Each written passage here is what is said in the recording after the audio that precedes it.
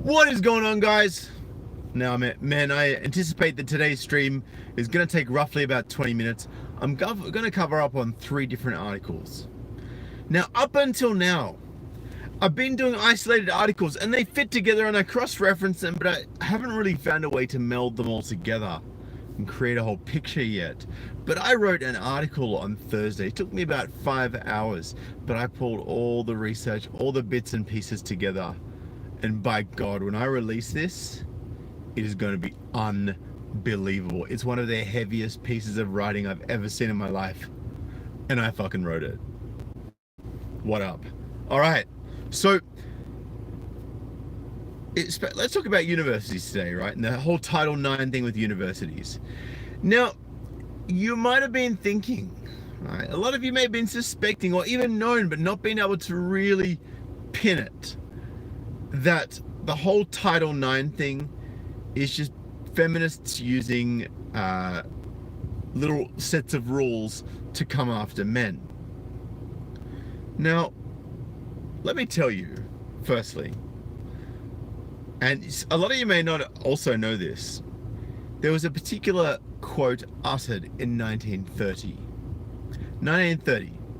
That is 88 years ago now. Almost 90 years, close to 100 in the grand scheme of things. And that is votes for women and chastity for men. I'll put a link that actually has details around that.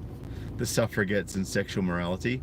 Until the work of feminist historians in the 1970s, most history texts ignored the emphasis put on sex and morality by the suffragists and suffragettes. The few historians who did mention it ridiculed the suffragettes.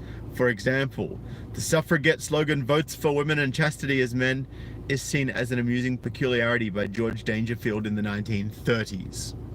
So this is how far back feminists have been attempting to control male sexuality. I'll let you read through that article. But now that I've touched on that one, I'm going to get into the main article that I have today. And then after that, I'm actually going to share, you know what, here we go.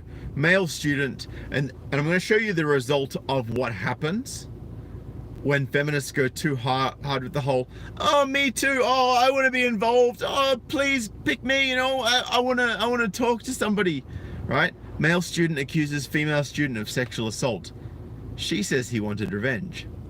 Title IX creates a prisoner's dilemma. Students have to file sexual misconduct complaints to avoid becoming the accused. Interesting.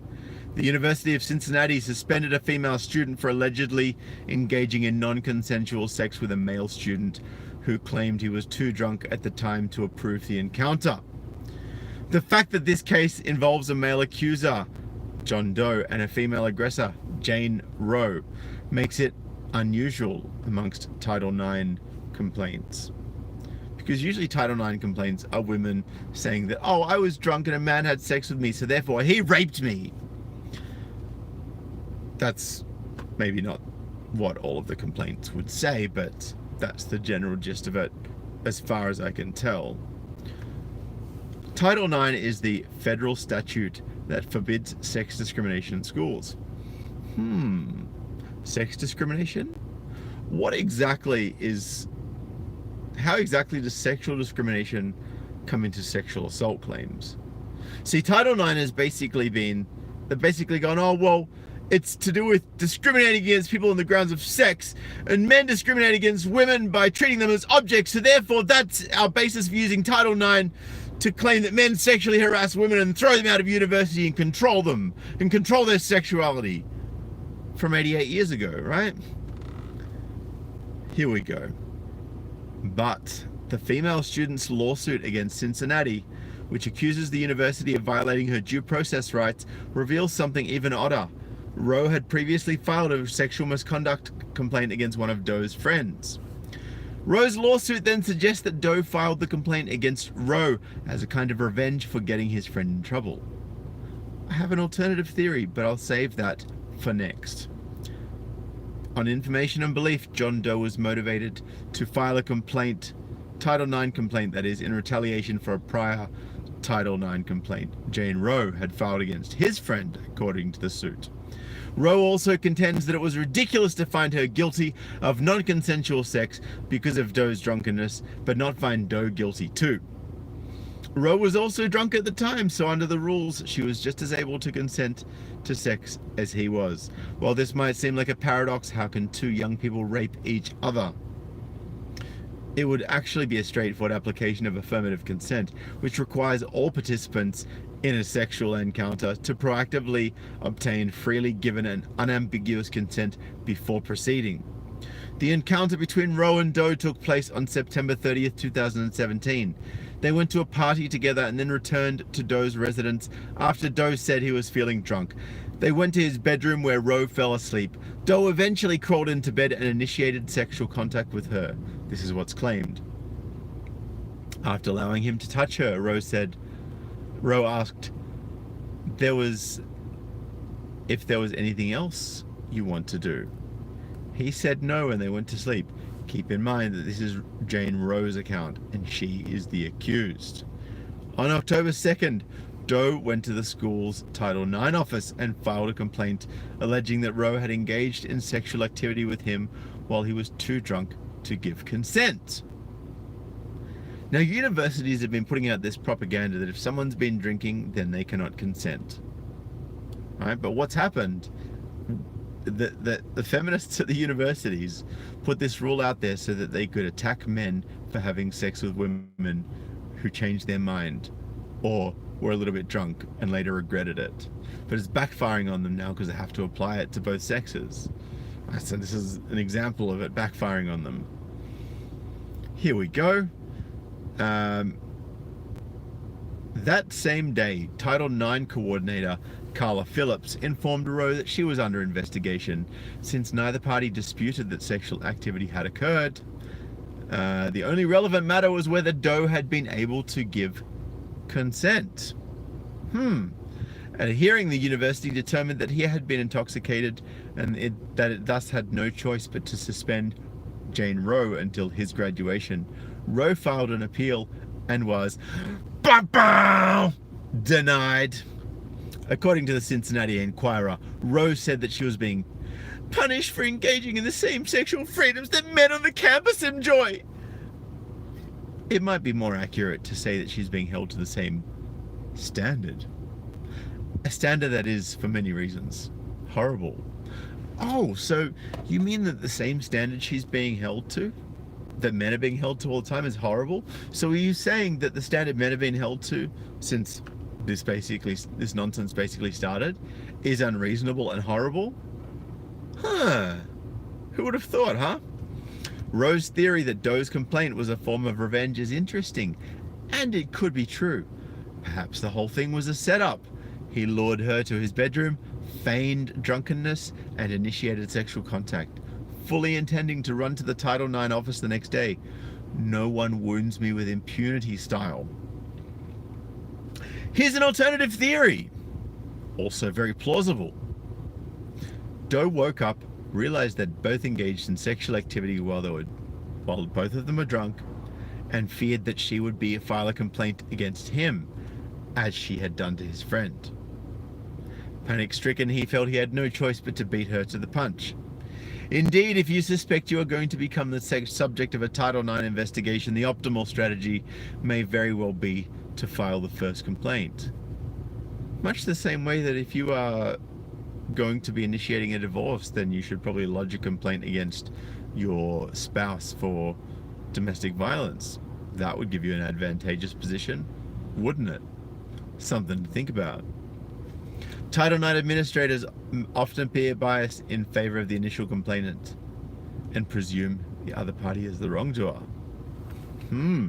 See, this is how it's starting to backfire on feminists and women in general. Now, first and most importantly, there is something extremely revealing in this article that I have here from the New York Times. What happens to Me Too? Sorry, what happens to #MeToo when a feminist is the accused. Indeed. Let me tell you what happens. Oh, God, I gotta register. Bear with me a moment. Won't take a sec. Just do it with my Google account.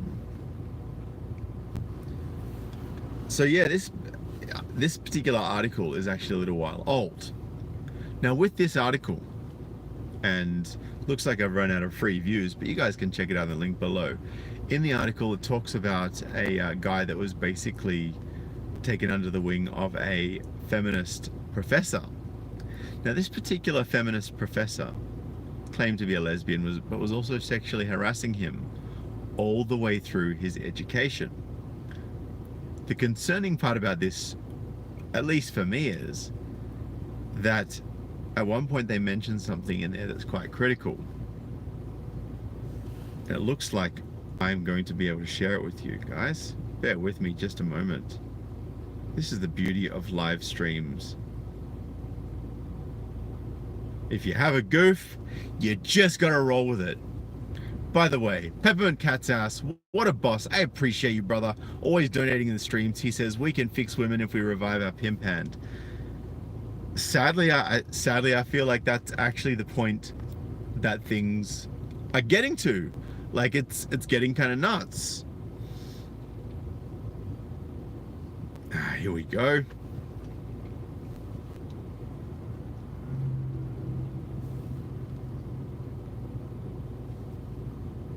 All right, I'm in.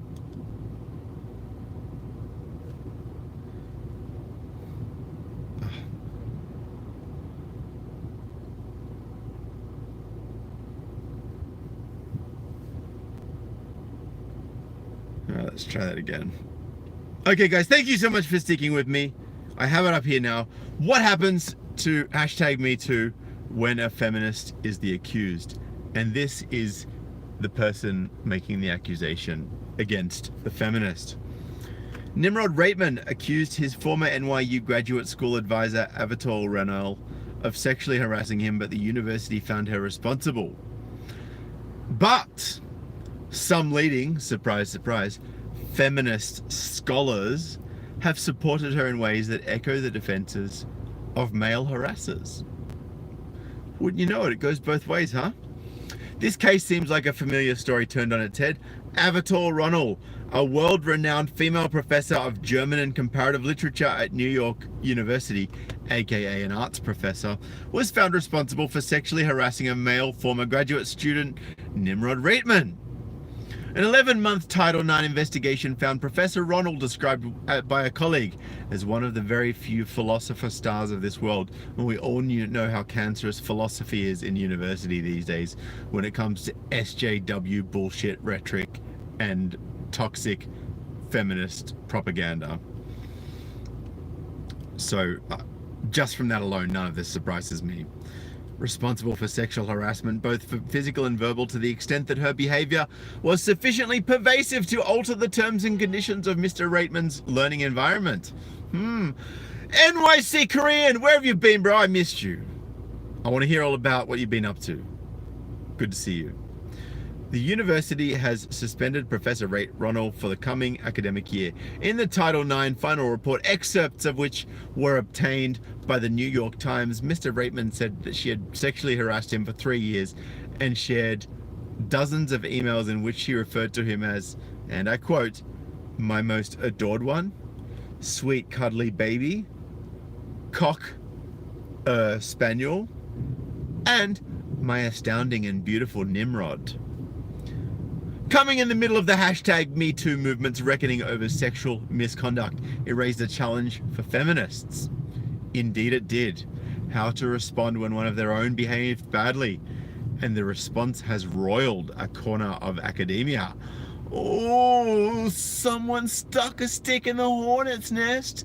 You know what I mean? By the way, thank you to Moonlight Wright for that $2 donation. He says, good work, Broham. I appreciate you, Moonlight. Soon after the university made its final confidential determination this spring, a group of scholars from around the world, across the globe, including prominent feminists, which is basically every scholar anyway, sent a letter to NYU in defense of Professor Ronald. Interesting.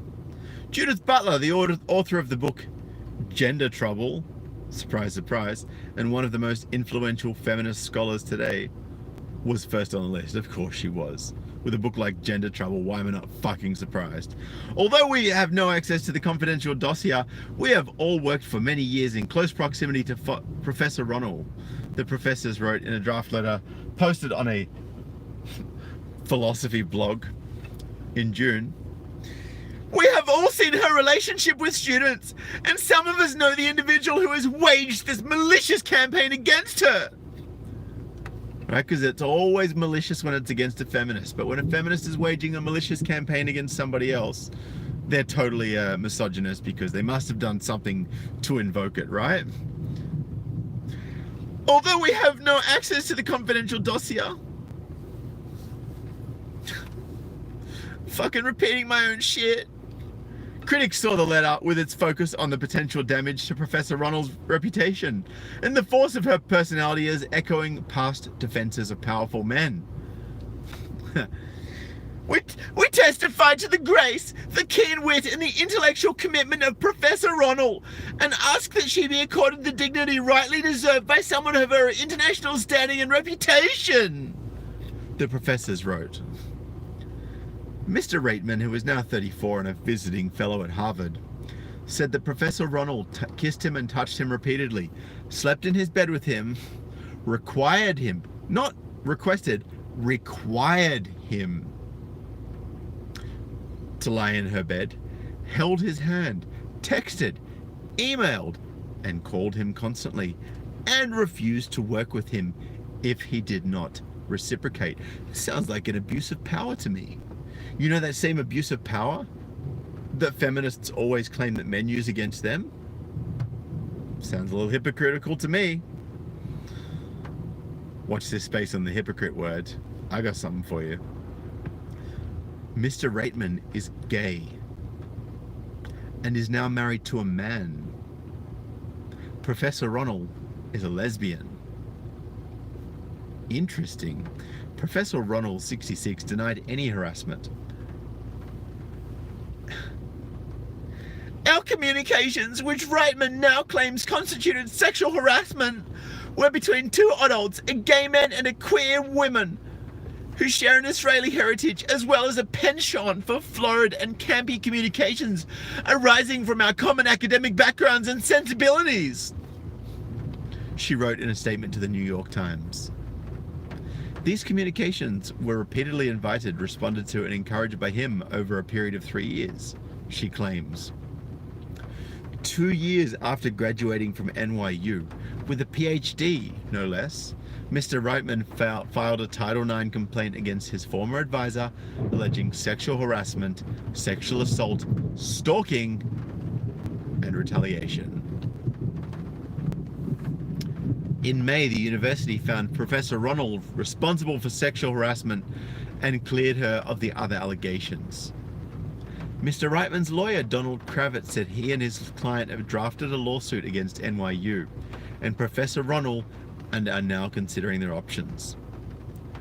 Both Mr. Reitman and Professor Ronald's descriptions of their experiences echo other #MeToo stories.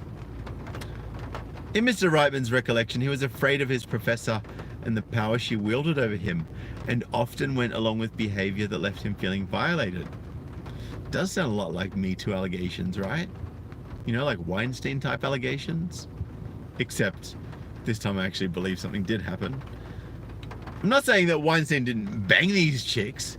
I'm just saying that he didn't do it against their will. Like, they wanted to be in a movie and they're prepared to put that shit out so they can get in the movie. It's like tit for roll in the movie. I was gonna say tit for tat, but that just sounded more fitting, you know. Anyway, I'll get back on with the article.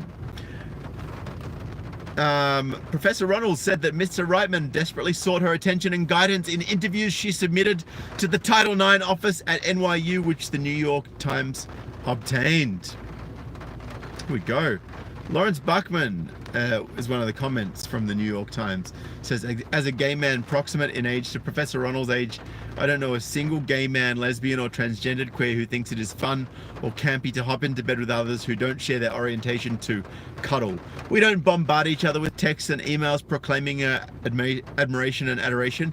We certainly wouldn't do so with people half our age and under our tutelage, that is, dependent upon us for grades and advancements. This is textbook harassment, and there's absolutely no excuse for her obnoxious behavior. Lawrence Backman, I salute you, and I totally agree with you, brother. The problems began, according to Mr. Reitman, in the spring of 2012, before he officially started school. Professor Ronald invited him to stay with her in Paris for a few days. The day he arrived, she asked him to read poetry to her in her bedroom while she took an afternoon nap, he said. That was already a red flag to me, said Mr. Reitman, but I also thought, okay, you're here, better not make a scene. Then she said she pulled him up into her bed. She put my hands onto her breasts and was pressing her buttocks onto my crotch, he said. She was kissing me, kissing my hands, kissing my torso. That evening, a similar scene played out again. He confronted her the next morning. He said, I said, look, what happened yesterday was not okay. You're my advisor. He recorded an interview. This is Professor Ronald here. Look at this feminist who can't understand normal thinking. Professor Ronald's defenders pointed to her keen wit and her international standing and reputation after she was accused of sexual harassment. What up, underdog buddy? How you doing, man? Good to see you. When he got to New York, the behavior continued, he said.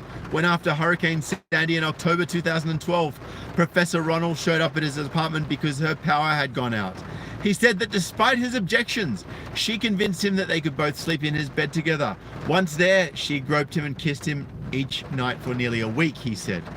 Professor Ronald denies all allegations of sexual contact in their entirety. Of course she does, so she can avoid accountability. Mary Dorman, Professor Ronald's lawyer, wrote in a submission to the Title IX office. Professor Ronald said she only stayed for 2 nights after the hurricane at Mr. Reitman's invitation. She shouldn't have even been there to begin with. That's sus as fuck. The Title IX report concluded that there was not enough evidence to find Professor Ronald responsible for sexual assault, partly because no one else observed the interactions in his apartment or her room in Paris. In the semesters that followed, Mr. Reitman said he was expected to work with Professor Ronald, often at her apartment during lengthy work sessions nearly every weekend. Professor Ronald frequently detailed her affection and longing for him, according to emails from her that Mr. Reitman provided to the New York Times. Right, so the New York Times has got the emails from her. So she did say that shit. All right. I woke up with a slight fever and sore throat, she wrote in an email on June 16, 2012, after the Paris trip. I will try very hard not to kiss you until the throat situation receives security clearance. This is not an easy deferral, she says. Peppermint Cat's House says, hit the like button and use your pimp hand when you do it. I 100% agree. Thank you for you guys who have hit the like button already, and thank you to you guys who are about to do it. And I appreciate that $5 donation again, Peppermint Cat's Ass, your boss. I appreciate you, man. In July, she wrote a short email to him. Time for your midday kiss? My image during meditation. We're on the sofa. Your head on my lap, stroking your forehead, playing softly with your hair? Just imagine this hair there. Playing softly with your hair. Soothing you. Headache gone. Yes? In a submission to the Title IX office, Professor Ronald said she has no idea. Mr. Reitman was so uncomfortable until she read the investigator's report. Mr. Reitman also said that Professor Ronald retaliated against him for complaining to her about her behavior, in part by sending pro forma recommendations on his behalf, thwarting his job prospects. But the Title IX report found that her recommendation letters were comparable to those for other former students, and he did secure 2 postgrad fellowships. Professor Ronald and some who are backing her have tried to discredit her accuser in familiar ways, asking why he took so long to report. A bit of victim blaming there from the feminists. You don't like it when it's on the other foot, do you? And why he seemed so intimate with Professor Ronald if he was in fact miserable. Maybe Professor Ronald suggested he was frustrated because he just wasn't smart enough. Oh, so now you're shaming him by saying he wasn't smart enough. And that's why he was miserable, and that's why he confided, that's why he wanted to be in your company. Ah, typical female shaming tactics. Feminist shaming tactics, that is. His main dilemma was the incoherency in his writing and the lack of a recognizable argument, Professor Ronald said in a January 2018 interview submitted to the Title IX office. But wait, Professor Ronald, you just said that he was incoherent in his writing and lacked a recognizable argument. But did you not give him a recommendation letter on which basis he secured 2 postgrad fellowships? Sounds like you're lying to me, just personally. Here's where it gets juicy, guys. Do not go away, because here is the core of this. Here is the core. I'm going to point out to you, if you don't pick it up straight away, exactly what it is. Diane Davis, chair of the Department of Rhetoric. Department of Rhetoric, huh? Chair of the Department of Rhetoric at the University of Texas, Austin, who also signed the letter to the university supporting Professor Ronald, said she and her colleagues were particularly disturbed. This is the good bit. Particularly disturbed that, as they saw it, Mr. Reitman was using Title IX, a feminist tool, to take down a feminist. So they're using Title IX, a feminist tool, to take down a feminist. So only feminists are allowed to use Title IX, hey? Only feminists are allowed to make sexual assault allegations against someone else, hey? Is that what it's all really about? Is that how it plays out? Is that what's really going on? Because that sounds like a fucking double standard to me. What about you guys? I'll continue. We're almost at the end here. But I just really want to point out to you guys, they're using Title IX as a feminist tool for feminists. And they don't like it when feminists get taken down using the tool that feminists use to take men down. And back in 1930, as I said to you before, and as I've got the article below, like I'm not making this stuff up, guys. Chastity, votes for women, chastity for men, was said back in 1930 by feminists. Now they've got the Title IX as a feminist tool. You've got feminist academics standing up and saying Professor Ronald doesn't deserve this. Professor Ronald would be a great loss to the academic community if she weren't able to spread her propaganda anymore. Guys, look at this picture and truly grasp and understand what's going on here. This is all part of a long game by feminists to completely control men. Everything they say, everything they do, their sexuality, the whole lot.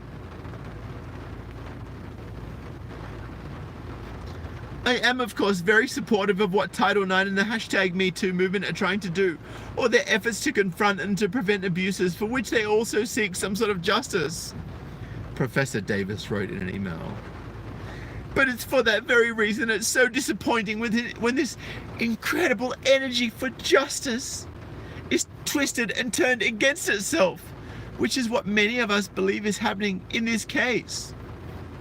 Title IX was intended to address a long history of sexual harassment and assault of women at school. Not men, just women. According to Dana Bolger, a co-founder of Know Your Nine, a national advocacy group that teaches students about their Title IX rights and how to use those rights to fuck over people they don't like or they want to get back at. I would say that the vast majority of Title IX cases are protecting male victims from male perpetrators or female victims from male perpetrators.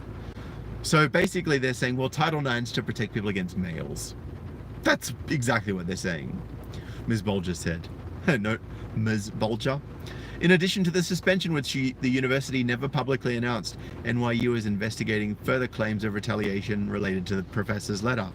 John Beckman, a spokesman for the university, wrote in a statement to the Times that NYU was sympathetic to what Mr. Reitman has been through. But Mr. Beckman added, given the promptness, seriousness, and thoroughness with which we responded to his charges, we do not believe that his filing a multi-million-dollar lawsuit against the university would be warranted or just. Oh, so you don't want him to file a multi-million-dollar lawsuit, and you also don't want him to use a feminist tool against feminists that you use to destroy men. But it's okay for this man to be harassed and harangued and treated in this way? No, it ain't going down like that. Both Professor Ronald and Mr. Reitman feel they've been miscast in this hashtag MeToo story. Mr. Reitman said he never intended to become any kind of public figure in a national conversation about gender, and that he started the process before the movement took off. It didn't come from hashtag MeToo, he said. In March 2018, Professor Ronald pointedly complained that Mr. Reitman had a penchant for comparing me to the most egregious examples of predatory behaviors ascribable to Hollywood moguls who habitually go after starlets. Oh, there we go. Did I not use the example of Weinstein and say how she's basically... Anyway, the hypocrisy is glaring, and you know, it's just pretty freaking obvious. Anyway, guys, what do you think of this?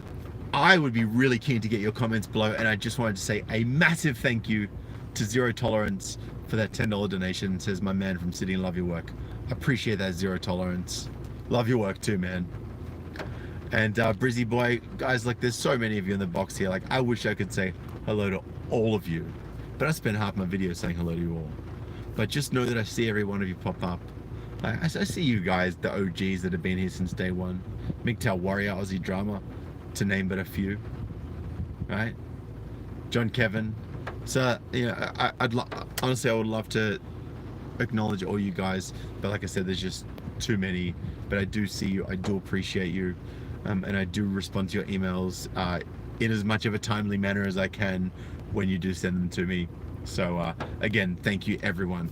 Now, I've actually got a Kate story coming up, but unfortunately I'm going to have to do that over on both subscribestar.com/SydneyMGTOW and patreon.com/SydneyMGTOW, because yeah, it's just a bit tough. These days with YouTube. They're really trying to shut people down pretty hard. So I'm just I'm working with what I can in public. But if you want to check out these bad boys in action, you know what to do. Alright guys, I'm out of here for now. If you want to do a one-off donation, paypal.me/SydneyMGTOW. Otherwise, I'm over on Subscribestar and Patreon /SydneyMGTOW on both of them. I'll catch you in the next video, guys. Peace.